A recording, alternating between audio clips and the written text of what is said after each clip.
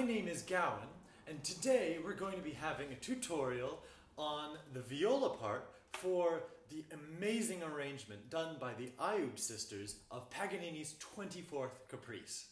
Now this is an incredible piece of music, both virtuosic and challenging, and today I wanted to talk you through a few of the technical difficulties that we might find in this piece. So the first place that I would like to address is actually the first variation. So the first variation, as we can see, begins on an up bow, and it has an up bow in forte with an accent, like so.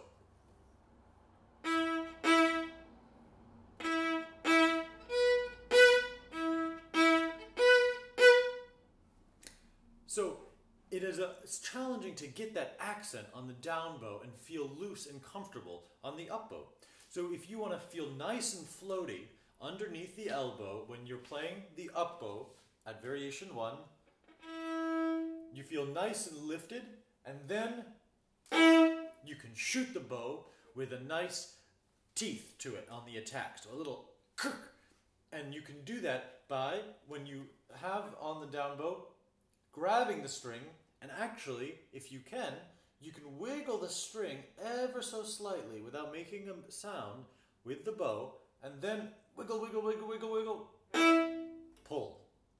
So again, to get this stroke at the first variation, take your viola, feel nice and loose, place the bow in the upper half, loosely, and now you're going to have a nice lifted elbow, and then biting, biting, biting.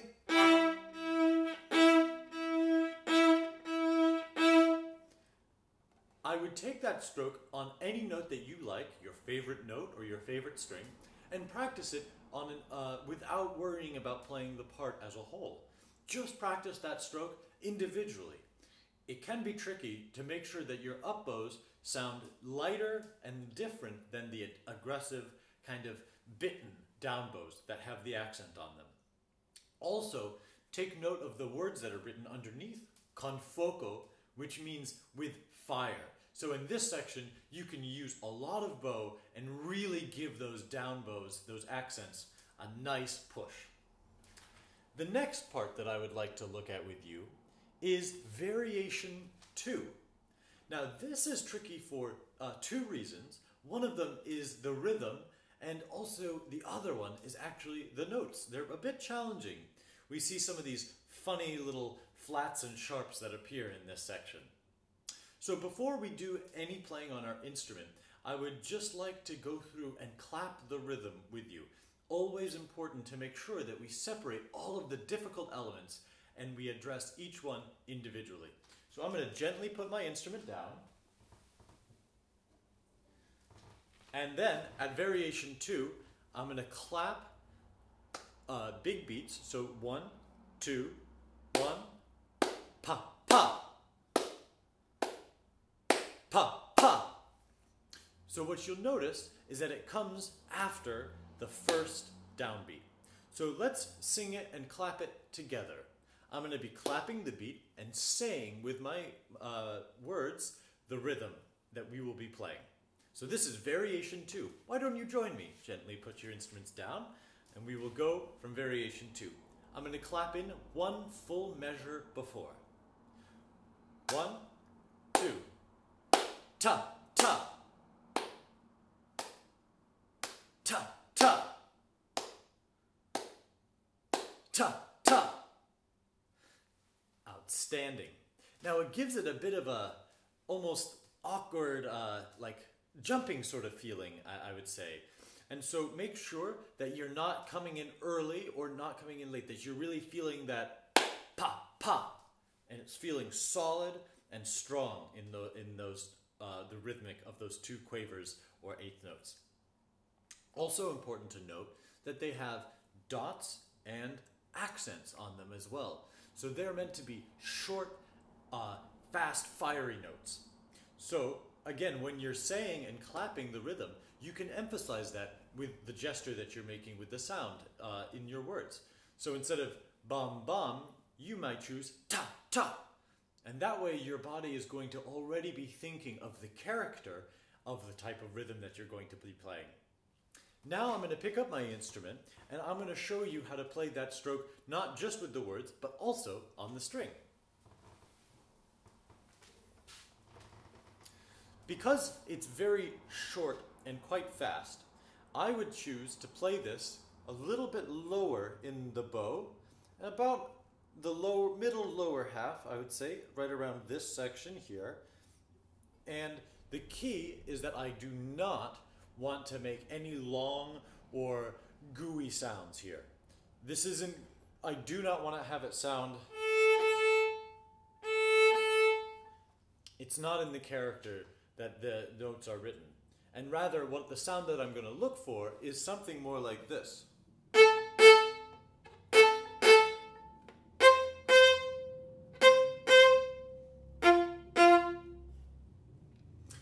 Now, you can choose to do it. The way that I like to get this attack is actually a little lift and then a replacement. But you can also do it by just putting the bow on the string and just using a short, powerful amount of bow. That way you're going to get the short dots and you're going to get the accents. Now, as we look along this variation a little bit farther, for example, measure 53, what we see is that it gets very close with the intervals. So all of our fingers in the left hand are going to be best friends. They cannot be separated.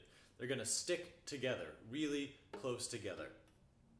So what I would like to point your attention to is measure 53, and then subsequently after that, measure, I believe, 57, measure 57.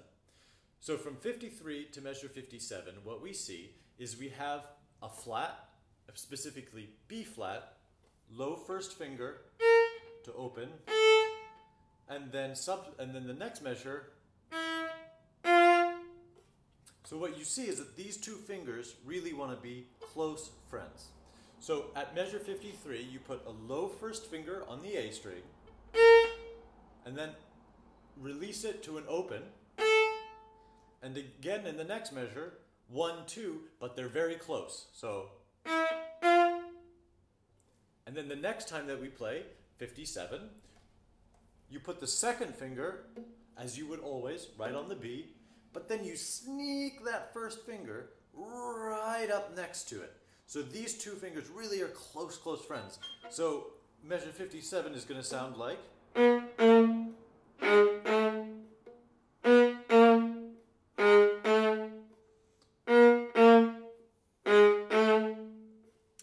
That is a very tricky two measures. And I would take that as in isolation to practice it several times alone outside of the piece, just to really feel that you can get those two intervals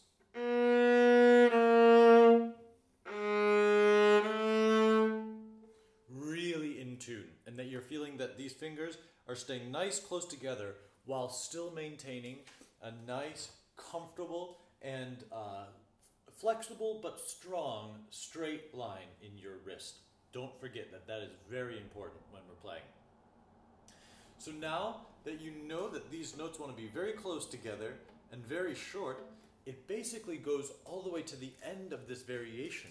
But you might notice that the last measure before variation 3, measure 60, is marked piano, but it still has the same character as before.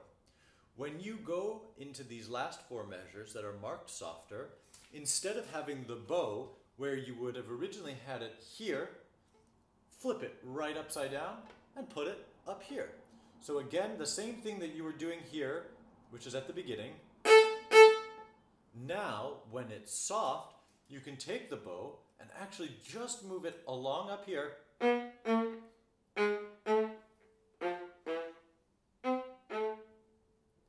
So all you have to do to get that piano is you don't have to change anything with the way that you're thinking about or getting the contact with the string.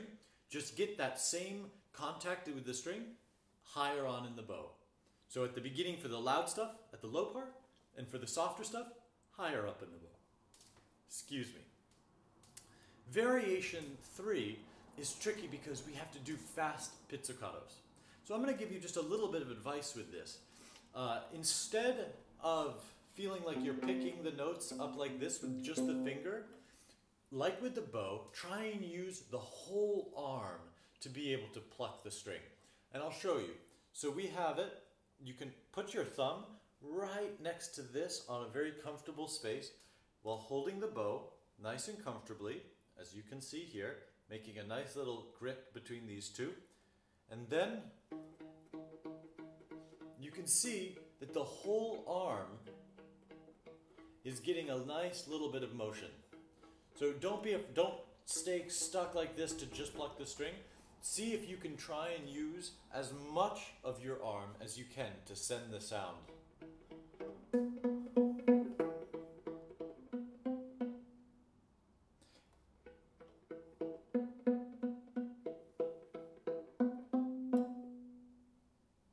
Just like that, if you can, to keep it nice and relaxed. You don't want to be feeling super tense, and you don't want to get the nail. So none of that type of sound. When you're plucking on the string, try and use this nice fleshy part of the finger. It's going to give it a really nice sound. The next part that I find to be a little bit tricky is in measure, let me see, in 110. So in measure 110, this part is a little bit tricky because we have a fourth finger. And not just a fourth finger, but also it's written espressivo, or in this instance, it's shortened by express. Now, that means really you want it to be expressive and beautiful and really emotive and saying something sweet. For me, it's something sweet. So what we can do in this section is that if you can, use the fourth finger so that you're playing the A, but with the fourth finger. One way to check if it's in tune. You play them both at the same time, and it should sound exactly the same. The reason why we play fourth finger here is because it gives it a slightly darker and warmer sound, a little bit more beauty than the open A string. So make sure that you're feeling nice and structured in the hand, and that when you're using this fourth finger, that you're feeling weighted and balanced towards it. It's a small finger, so it needs as much help as we can give it. So just feel comfortable and nice and round, and that you're keeping space in between and everything is feeling relaxed, that when you play this, in the little bit of the higher part of the bow, you can go.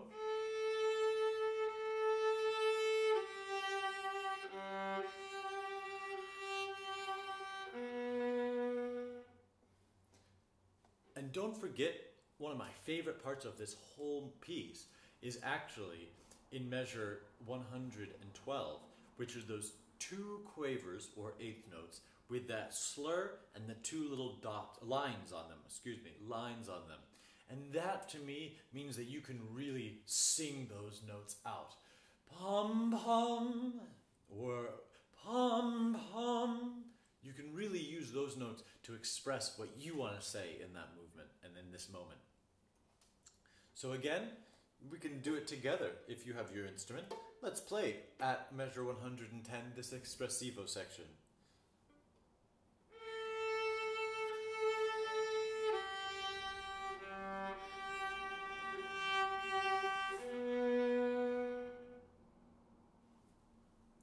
And now, right after we play that fun little part, we actually get to do something even more fun, which says bows on lap. And what that means is, quite literally, you can take the time to put your bow down.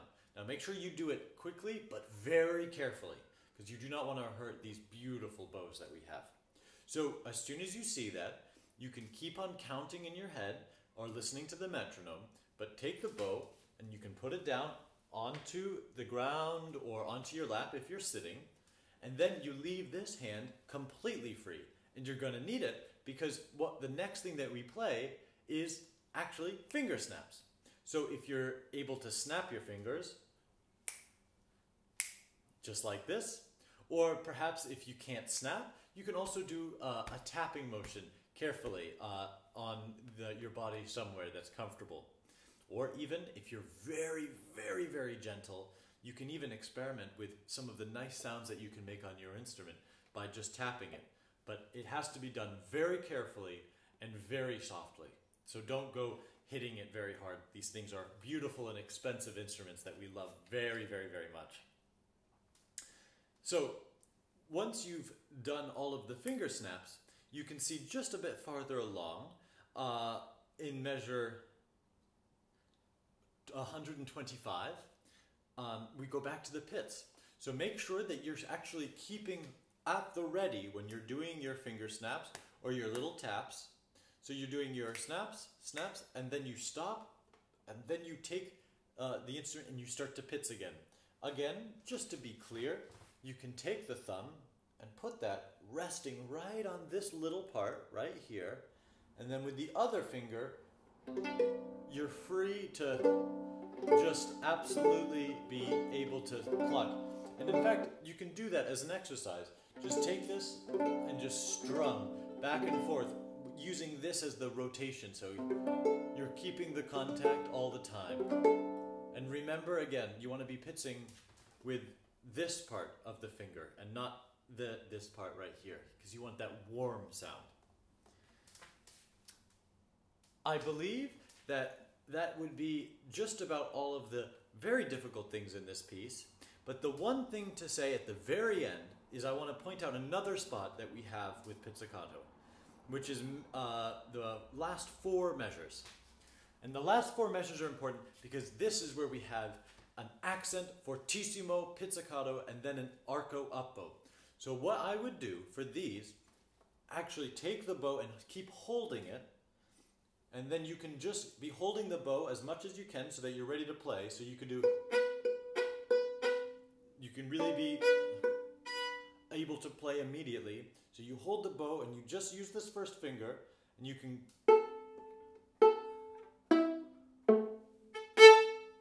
like this. It can go a bit fast, so it can be a bit tricky, but you can practice the coordination very, very slowly. So you do pits, pits, pits, pits, rest, up bow. And for the up bow, in order to get there in time, don't worry about getting all the way to the tip. My recommendation, once you've done the pits, you actually just go to about the middle of the bow, and then you use that exciting flying bows in the air. And make sure you fly that bow in the air, because it's the end of such an exciting piece. I hope that this tutorial has given you a few ideas for your practicing, and that it has answered some of the questions that you may have had for the challenges in this piece. I hope that you have a beautiful time practicing this piece.